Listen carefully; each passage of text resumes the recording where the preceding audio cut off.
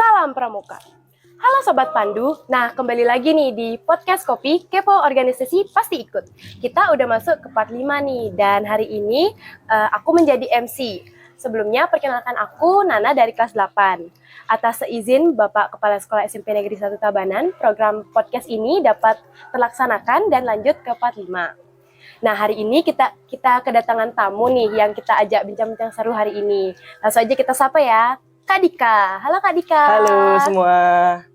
Oke Sobat Pandu, Kak Dika ini adalah penari Spensta nih. Selain pintar nari, Kak Dika juga jago main alat musik dan ikut lomba-lomba dan dapat juara dong pastinya. Dan aku juga sering lihat Kak Dika ikut lomba-lomba yang berbau seni nih. Jadi bisa dibilang Kak Dika tuh anak seni banget. Oke, tanpa berlama-lama lagi, langsung aja kita kenalan sama Kak Dika. Halo Kak Dika. Halo. Kakak boleh memperkenalkan diri terlebih dahulu nggak nih? Nama Oke. lengkap gitu. Full. Ya. Sesuai kartu pelajar. Iya, boleh deh. Oke. Halo semua. Perkenalkan, nama saya Igede Dika Agastya Ermawan. Biasa dipanggil Dika. Saya lahir di Tabanan 4 Maret 2008 dan sekarang berumur 15 tahun. Udah, Oke. ada lagi kurang? Mungkin teman-teman pada kepo nih, kakak kelas 9 apa gitu. Jadi yang mau tahu sekarang kasih tahu. Saya di Spensta kelas 9J. Nah, udah kelas 3, sebentar lagi mau ujian, mau ke SMA. Oke, kira-kira Kak Dika mau masuk SMA mana nih? Rencana emang dari dulu mau ke swasta. Oke. Tertarik sih ikut teater Jinang. Oh, Ya. teater, oke. Nah, karena kita udah kenalan nih sama Kak Dika, aku mau nanya-nanya nih tentang prestasi Kak Dika. Oh iya, lanjut ke awal dulu, kesibukan kakak akhir-akhir ini apa sih? Kebetulan minggu lagi 3 hari ada lomba nari di Bangli. Jadi persiapan sih udah dari minggu lalu, terus latihan sih. Akhir-akhir ini terus latihan ya. Kalau untuk kegiatan di sekolah apa aja kira-kira? Di sekolah mungkin sekarang guru-guru cuman ngasih tugas ya. Soalnya kan mau ujian. Oke. Ngejar materi juga gurunya. Oke, berbahas tentang seni nih. Ya. Kenapa sih bisa tertarik di bidang seni? Tertarik di bidang seni dari kecil. Saya dapat cerita dari mama sih. Waktu umur 3 tahun kan ada pesta kesenian Bali tuh, PKB. Diajak ke PKB ke Cender, diajak melali. Waktu umur 3 tahun tuh udah tertarik sih sama yang namanya barong, rangdel, ya, topeng gitu-gitu.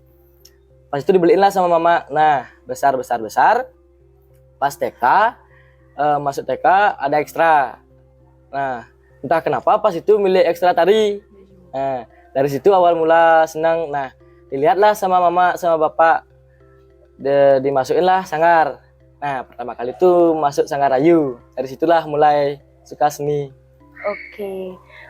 Dan juga dari kapan sih Kak Dika menekuni sebuah seni tari? Mulai menekuni dari kelas 4 SD. Mulai menekuni, ya. Berarti dari kelas 4 juga kakak ikut lomba-lomba ya? Ya, start dari kelas 4 ikut lomba. Pernah nervous nggak ini pas tampil? Mungkin di ajang-ajang yang bergengsi tentu nervous sebelum Contohnya apa ngebangun. aja nih?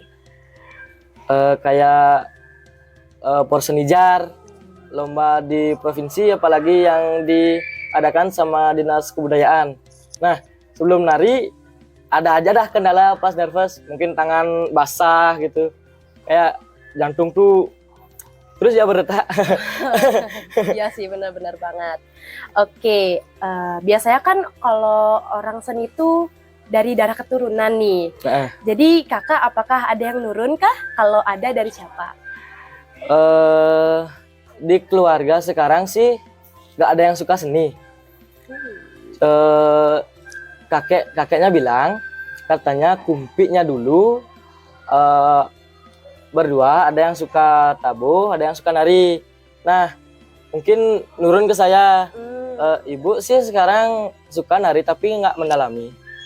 Gitu. Berarti cuma Kak Dika aja nih. Bener-bener art banget. Ya, di keluarga ya. Apa sih susah dukanya, sukanya jadi penari? Ya sukanya di saat kita menari, saat menari kan menghayati pakai rasa. Nah di situ sukanya. Entah kenapa pas nari itu kayak senang gitu rasanya. Dukanya, apa ya dukanya? Kayaknya nggak ada duka deh. Karena sudah terlalu have fun ya, sudah terlalu suka gitu, jadi nggak ada dukanya. Ya Oke, prestasi kakak di SMP tuh apa aja sih yang paling membanggakan buat kakak sekarang? untuk di SMP kan saya masuk angkatan COVID lah bisa dibilang. Kelas 7 sama 8 semester awal masih daring, belum ada lomba gitu. Kelas 9 baru mulai ada lomba-lomba dan SMP cuma 3. Oh iya, itu di belakangnya ada juga lah yang besar. Nah, untuk di SMP cuma 3 ini aja. Dan untuk yang di belakang ini prestasi yang paling membanggakan sih menurut saya. Boleh jelasin ini piala-piala apa aja nih? Nah, yang di kelas 3 ini yang pertama juara 3 tari jog keras. Pada saat itu saya belum menekuni lah yang namanya tari jog manis. Belum menekuni lah yang namanya tari jog manis itu. Dan pas itu baru latihan-latihan aja dengan lomba. Pertama kali ikut lomba di gedung Dharma Alaya dan Pasar. Diselenggarakan sama taksi resmanya. Dan tuh waktu itu kaget juga pertama kali ikut lomba jog manis, belum menekuni dan dapat juara 3 gitu. Lomba yang kedua jog manis juga sama, tapi lombanya di RRI Denpasar, dapat juara 3 juga. Yang lomba terakhir untuk di SMP ada lomba banyolan. Nah ini unik nih. Iya, boleh diceritain nggak? Lomba banyolan ini kan artinya dia nyari orang yang lucu. Nah, waktu itu Tabanan tunjuk kan dari provinsi suratnya dari 2 orang peserta masing-masing kapten. Tabanan tunjuk pensta lah nih. Nah, waktu itu Pak Kaptennya paling nggak ada orang nih. Terus waktu itu dipanggil lah ke kaur sama Pak Kapten, disuruh ke lomba banyolan gitu. Dan saya gimana ya agak deg-degan sih, belum pernah lomba. Waktu itu tak iyain aja, tak coba-coba.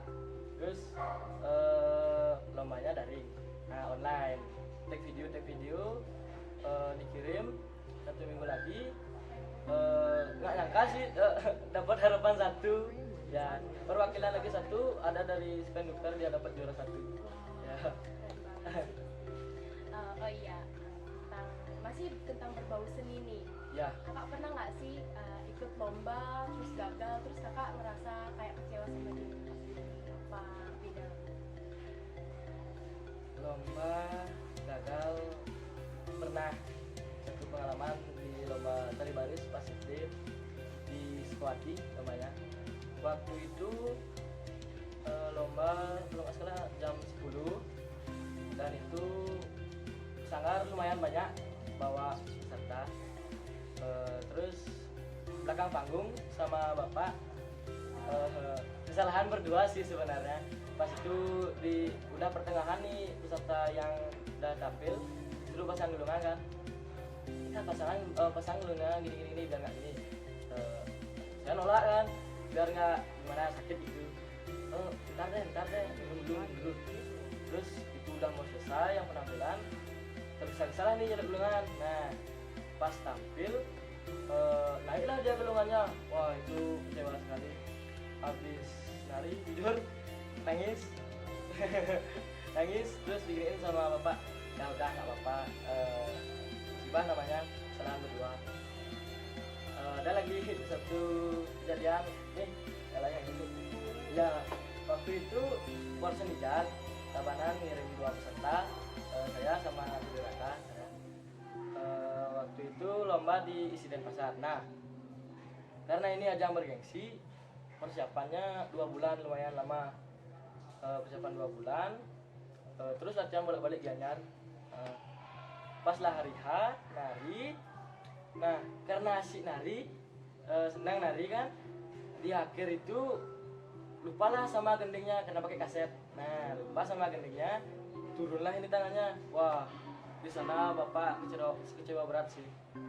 Habis nari langsung dicari sama bapak, ya langsung dikasih kata-kata lah, kamu gini. Mungkin rasa bapak tuh kecewa ya, nganter bolak-balik dianya 2 bulan gitu. Terus sampai nggak ada harapan, bapak gini habis lepas pakaian langsung ke mobil. Jangan lagi ikut ke sana, ukuran nggak dapat gitu kan. Tapi pas itu saya bilang minta maaf, terus berdoa Tuhan semoga ada jalan, semoga ada berkah gitu. Nah pas mau pulang, pas masuk mobil dipanggil lah nih sama teman, udah mau pengumuman gitu.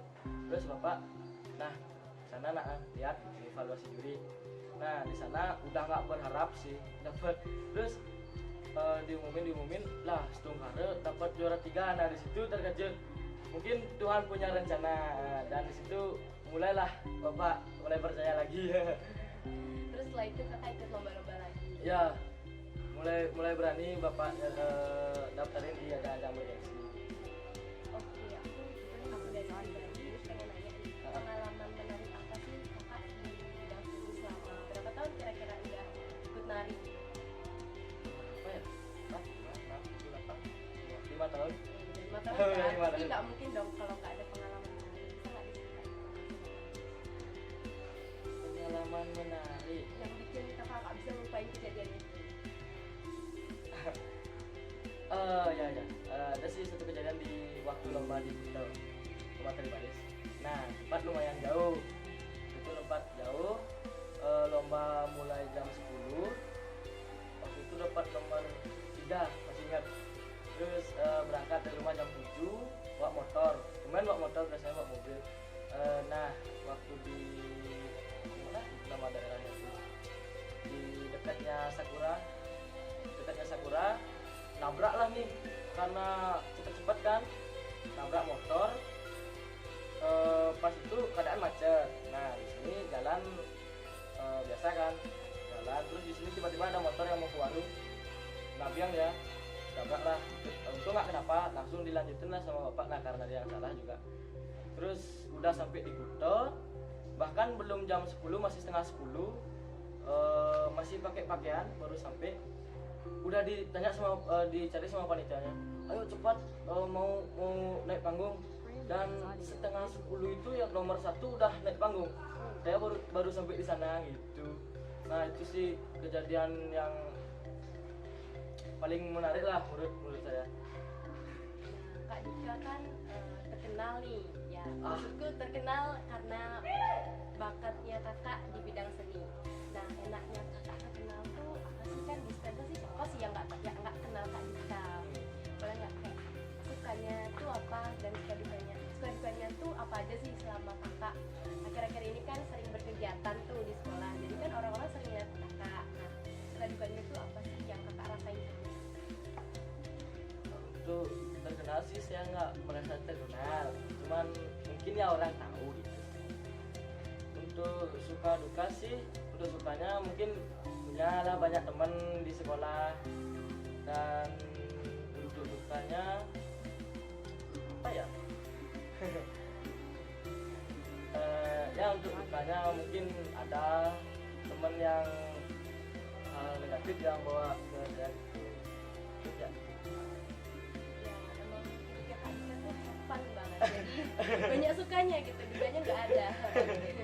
Oke, perjalanan kakak di bidang seni itu gimana aja? Aku kayak banyak melewati Kak Dika. Kira-kira apa yang bikin Kak Dika nggak nyesel? Yang pertama waktu kelas 4, pas itu masih di Sangarayu, lomba pertama kali di Cegu.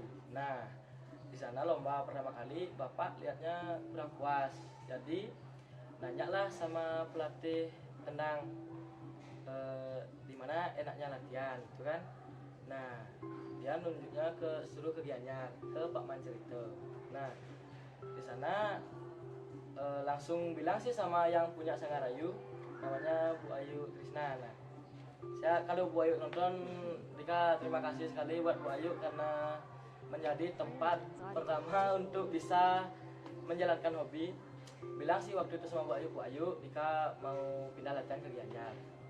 Waktu kelas 4 latihan ke Gianyar, terus mulai diubah, diperbaiki, akhirnya berani ikut lomba. Nah, terima kasih sekali juga saya jika nonton almarhum Kak Man cerita sama Pak Dek Puryanto, itu sangat berjasa sekali. Dan hobi saya ini Astungkara didukung oleh kedua orang tua. Nah, karena suatu hobi kalau tidak didukung itu susah. Benar-benar. Ya, bolak-balik juga bapak nganter gitu. Itu sosok yang sangat berjasa, yang mendorong saya di hobi seni ini gitu. Oke. Karena Kak Dika nih pinter seni kan, Kak Dika juga ikut DP kan. Nah, Ya. penasaran nih, kakak kan DP, gimana sih awal mula tertarik seni? Kan bisa diceritain nggak? Awal tertarik sih waktu awal kelas 8. Nah, awal kelas 8 semester 2, terus naik, udah lihat sih pramukanya tuh kayak sedikit naik. Kelas 9 ada lomba di Smasta, lomba logika. Oh iya, yang Logika. sama Kak Juna ya? Ya, sama Kak Dina sama Kak Ana. Nah, di sana entah kenapa Kak Wis nunjuknya saya gitu. Dan kan ikut lomba pioneering waktu itu. Nah, dari sana lomba di Smasta, ngirim 2 kita sama pioneering, agak di pioneering. Pioneeringnya nggak dapat, akhirnya dapat juara 2.